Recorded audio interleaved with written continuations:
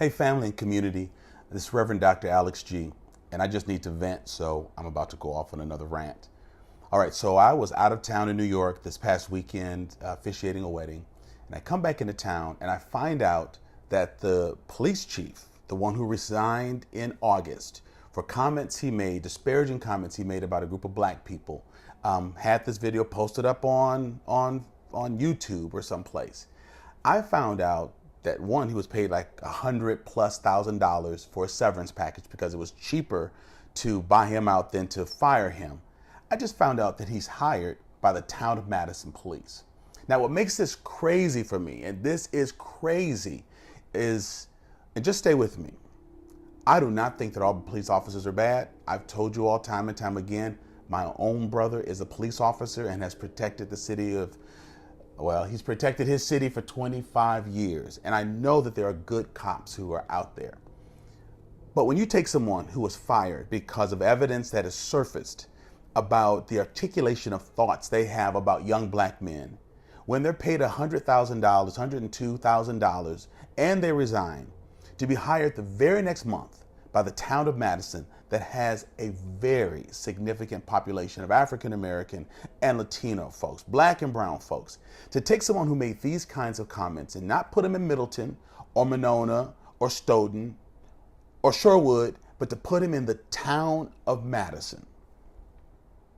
How would you act if this happened in your neighborhood with your children? Let's just think about this for a minute. We're trying to increase trust, enhance trust between police officers and communities of color.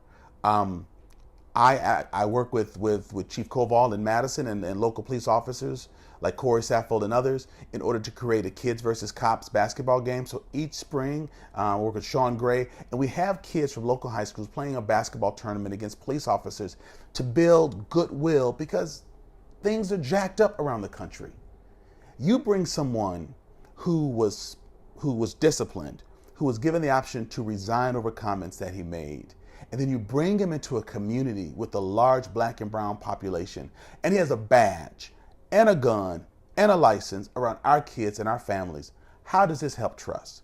How does this make us live up to the fact that we are one of the most livable communities in the nation, that we are one of the best places for families in this nation? How does this play into that? And why isn't the community up in arms? Are we just going to wait until something goes down and then people are going to say, oh, we should have said something, we were thinking about this?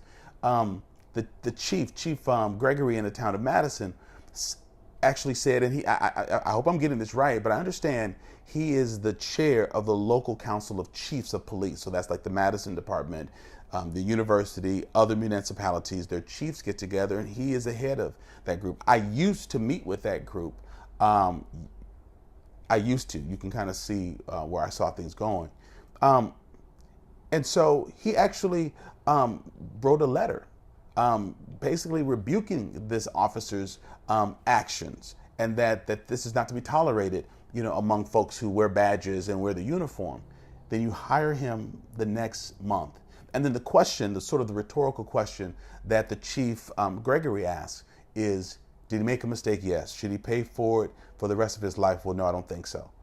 I get it. I'm not saying the man should not work, but why is he working in the Town of Madison? Why is he working around all these black and brown people? And should he pay for the rest of his life? Should I pay? Should my daughter pay? Should hardworking, tax-paying black people, should their children pay? Latino folks, should their children pay? So he made the mistake. He chose to make fun of black people. He or his intern chose to put it up on YouTube, obviously not fearing any repercussion because this is just funny. Boys will be boys, cops will be cops. So you put it up for the whole world to see. You pull down $100,000, you come to another community, and your punishment is that you're not a chief anymore, that you are a patrol, and we're supposed to say, we feel better? Dude, that puts you closer to our children. That puts you closer to our schools. That puts you closer to our families. And that puts you closer to the tension that's going on in this country. Madison, the Town of Madison, you had an opportunity to do something that was right and that was brave. You had a chance to do something that you had a chance to build trust between communities of color and your police department. Instead, you chose to give a man an option to make sure that he still gets his retirement, and did not think about the repercussions on me, community leaders, and our families. This is wrong. This is asinine. This is unconscionable, and this will not be forgotten. And so listen, when these things happen, black and brown people are always responding. We're always up in arms. We got signs and we're marching. I'm making an appeal to my non-black, to my non-Latino, my non-black and brown friends. I need you to just follow up. I'm providing information on what phone numbers to use, what emails to use, but white allies, I need you to make some noise. Don't merely hashtag, don't merely repost. This is not a game. This is how communities get torn apart and never come back again. And we cannot afford to increase the level of distrust that the black community has and the brown community has with police officers. So I need you to write.